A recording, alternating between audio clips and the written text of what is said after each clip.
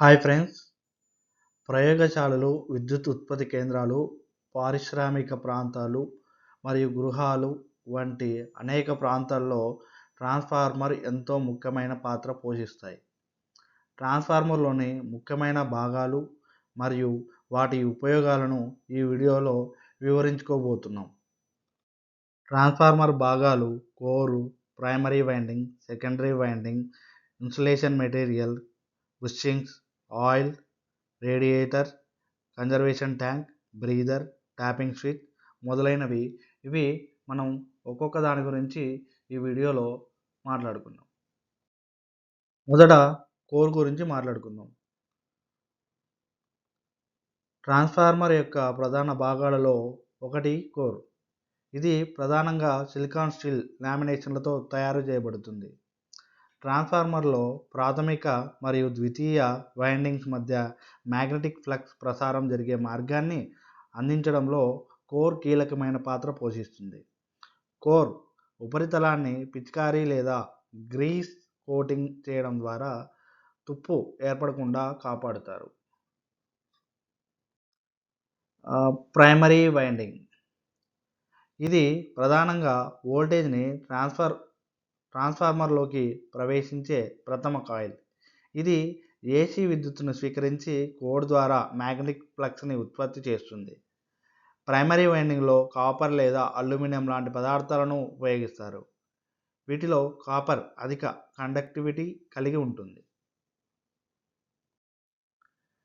Secondary winding: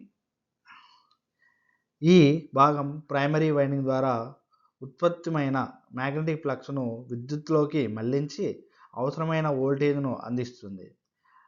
primary వైండింగ్తో పోలిస్తే secondary winding turns radio ఆధారంగా తక్కువ లేదా ఎక్కువ వోల్టేజ్ అందించగలదు. కింది విధాలుగా ట్రాన్స్ఫార్మర్ వర్గీకరించవచ్చు: 1 step up transformer, 2 step down transformer.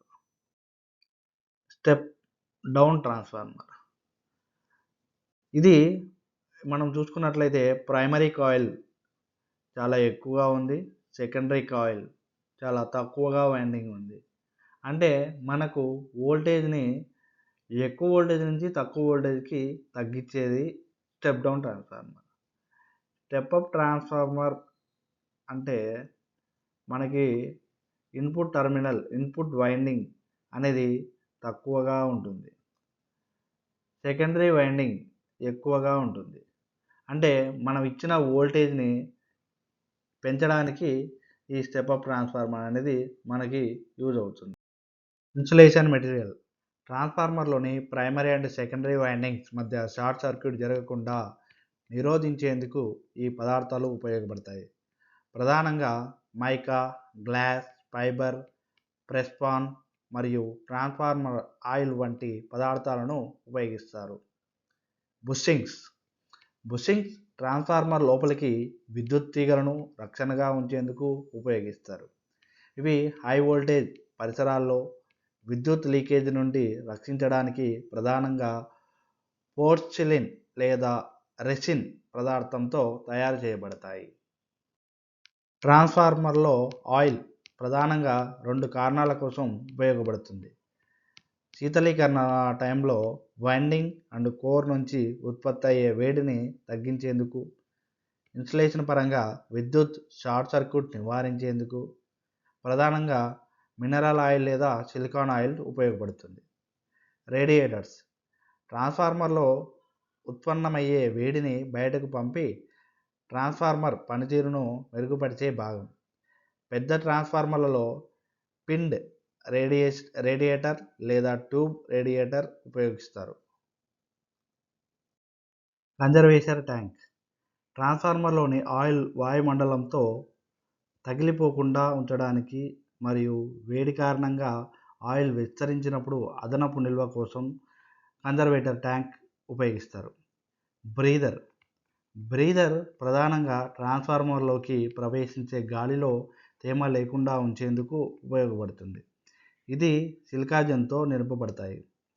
దీని రంగు నీలం నుండి గులాబీకి మారినప్పుడు తేమను గ్రహించిందని అర్థం. మెయిన్ ట్యాంక్ ట్రాన్స్ఫార్మర్లోని అన్ని భాగాలను కలిపి ఉంచే ప్రధాన భాగం. ఇది ఆయిల్ను కూడా నిల్వ చేసేందుకు ఉపయోగపడుతుంది. ట్యాపింగ్ స్విచ్ విద్యుత్ వోల్టేజ్ను నియంత్రించేందుకు ఉపయోగించే భాగం. థర్మామీటర్ ట్రాన్స్ఫార్మర్లోని ఆయిల్ ఉష్ణోగ్రతను కొలిచేందుకు ఉపయోగిస్తారు. ఇది అధిక వేడి పెరిగితే అలారం ద్వారా హెచ్చరిక ఇస్తుంది.